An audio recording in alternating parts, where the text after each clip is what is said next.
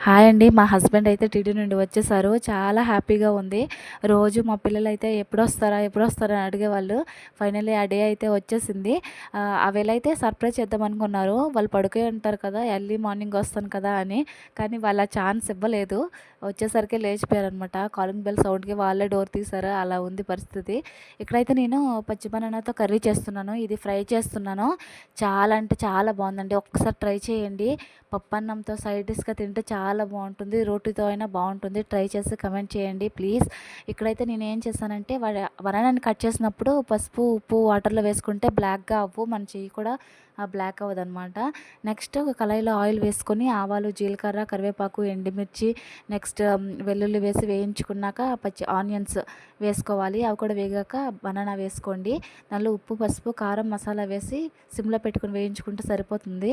Please ఈ video నచ్చితే like చేసి సబ్స్క్రైబ్ చేసుకోండి. మళ్ళీ ఒక వీడియోలో కలుసుకుందాం. బాయ్.